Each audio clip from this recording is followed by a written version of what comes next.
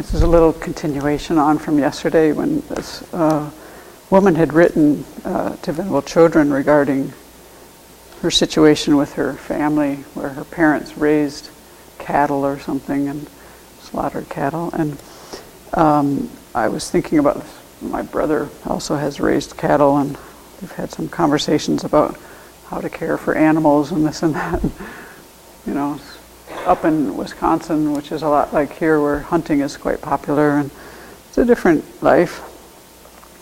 So when she said here, they say it's too much and they don't want to change their life, that kind of got me thinking. But then mostly when she said, a person can only say so much before it ends in them never speaking to me again.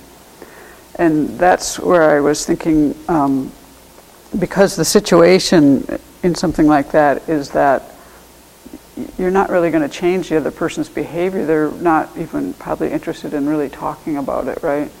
And so, and it can end in, you know, if you push some of these things in a unskillful way, it can end just in that, where you don't talk and you actually lose a kind of connection because of that.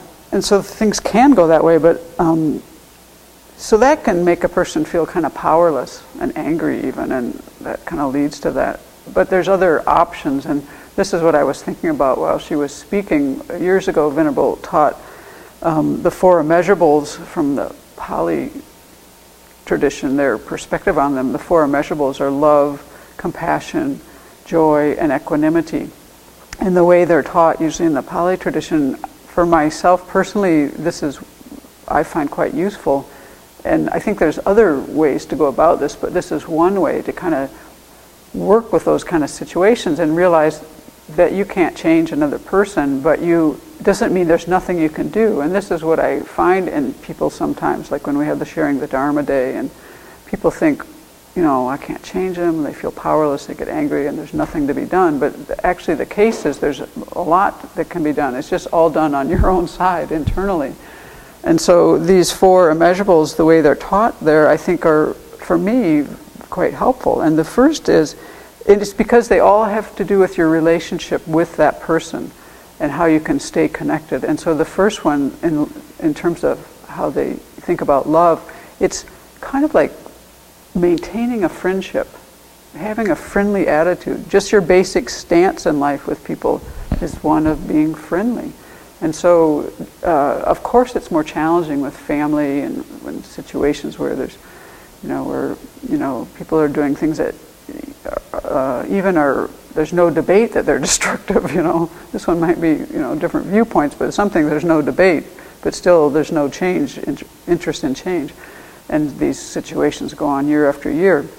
So to work it from your own side, to try to maintain a friendly attitude, respectful. Try to, understand the other person. That's the basic stance. I'm coming into this relationship. I'm coming into this interaction with this person with this basic stance. And then compassion is then having, to me, it means in these kind of situations, very much having my heart open to the suffering of the other person.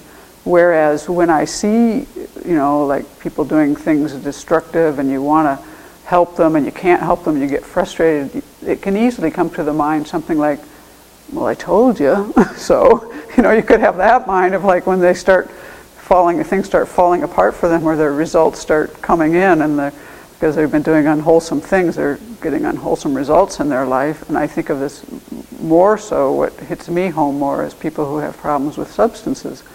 And it starts at a young age and it goes on through the decades, and their lives get more and more complicated, and their health and many things decline socially, many things fall apart. And you want to try to keep your heart open. So that is recognizing their suffering and staying open to that and not letting yourself fall into, any kind of negative thoughts about what's going on for that other person, because that's not going to help the situation. And then joy, this is this rejoicing when things are going well for another person. And so in these difficult situations, to me, what that means personally is finding the common ground, finding the areas of shared values and finding the areas of kind of a shared reality and staying connected with the people in the ways that you can. And I actually made this years ago. I made a decision with some people who I was very close to but had very different political views with, that I had no interest in talking about politics, and I was just going to really focus on the common ground. And I just did that, and the relationship improved tremendously. I mean, and we've stayed connected, and I just don't go there on certain things. And when they want to drag me into discussions about things, I just say, I'm really not interested in that. That kind of ends it right there.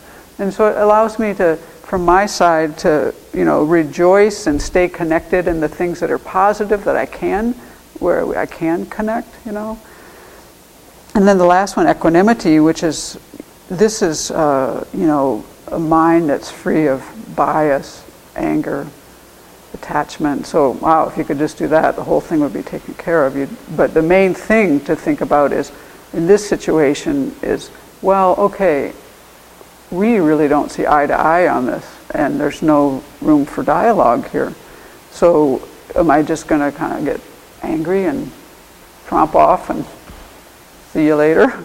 Or am I going to try to find a way to keep my heart open to this person and do the above steps also that facilitate maintaining a connection? And then what that allows for is, it allows for the potential for change in the future.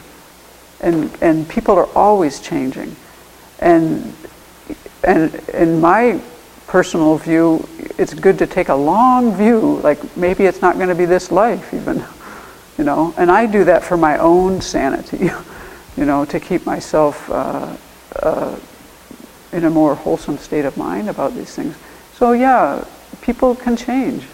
People have the potential to change. And that for me, helps me to, if I have this stance, if I want to, and I have to, of course you have to work at this because all these things happen with people that you're close to, and so stuff always comes up. But if you have these 4 principles in mind, and especially equanimity, where you're always working it from your own side, working out your anger, working out things that you're desiring, or whatever it is, working out your ignorance around situations, and then trying to stay open, so that you have it's like a willingness to be there.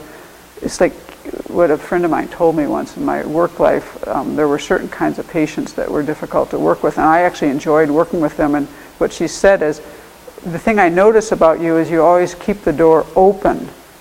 And I didn't realize that, but there was something in the way I was working with this certain class of people who were kind of challenging, and I don't know why.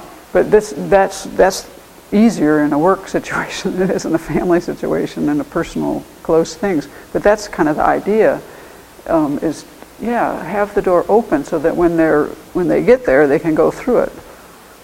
So those are, so there's a lot that can be done in these situations. It helps us not to feel powerless, and that helps us not to get stuck in anger and grudges and long-term things and situations that we can't change another's behavior. So